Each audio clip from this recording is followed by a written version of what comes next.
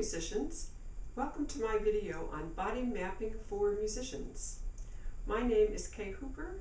I am the author and publisher of Sensory Tune-Ups. I am also a certified Alexander Technique teacher, a piano teacher, and a certified Andover educator. An Andover educator is a person who is trained to help other people learn basic, important information about how their bodies are structured.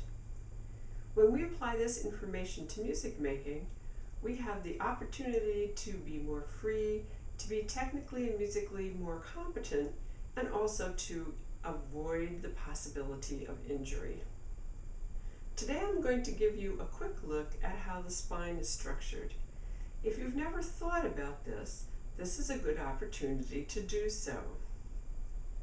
Many people have been told throughout their lives that sitting up straight or standing up straight are very good ideas. The trouble with that is the spine is really not straight. So if we attempt to actually make our spines be straight, we're going to find that there's some resistance in the larger structure. Here's a model of the spine. You can see on this model that there are many small parts in the spine. Each one of those parts is called a vertebra, and there are actually 24 of them. They are organized in 4 different curves. The cervical curve, which is what we usually think of as the neck, has 7 bones in it, and it curves slightly forward, that is, slightly toward the direction of your face. The thoracic curve has 12 vertebrae in it, and it curves the opposite direction. The thoracic curve is where your ribs attach. The lumbar curve has 5 very large vertebrae in it, and again it curves forward toward your face. This particular curve helps to support the weight of your head as well as the rest of your torso. There's another curve in the spine that is called the Sacral Curve. It's made of the fused bone that we refer to as the sacrum.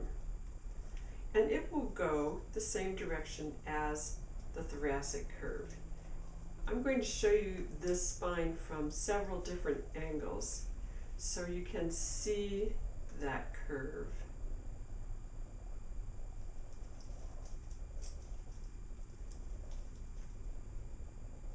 Let's look at the spine this way as though it were a roller coaster.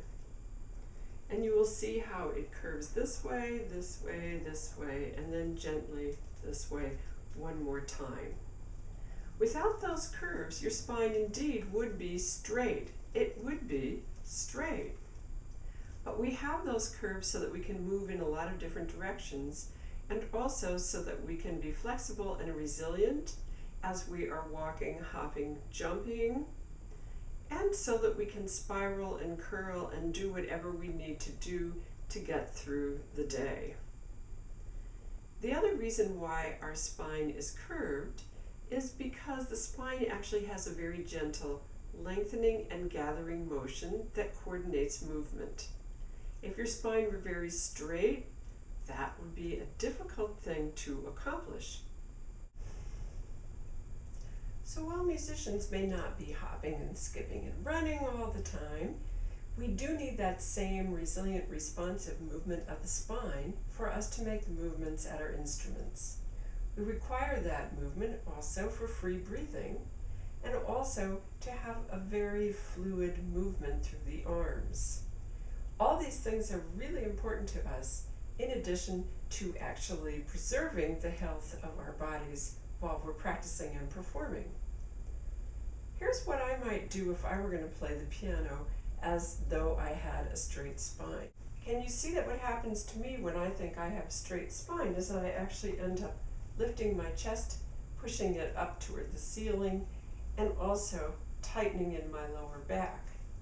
If I were going to move to play the piano from there, it would be sort of like this.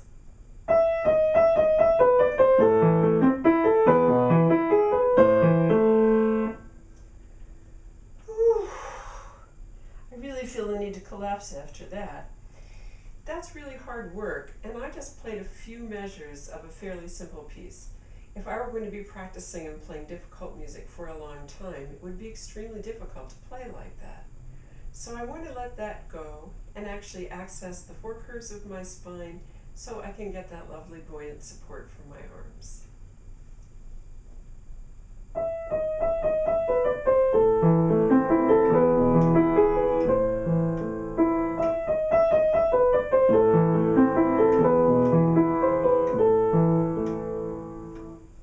So much easier. This is a small example of how body mapping can help you, and if you're a teacher, how body mapping can help your students to become more free in their movement patterns, to become technically more comfortable and musically more expressive. For more information about body mapping, go to www.bodymap.org or my website, www.allsensepress.com.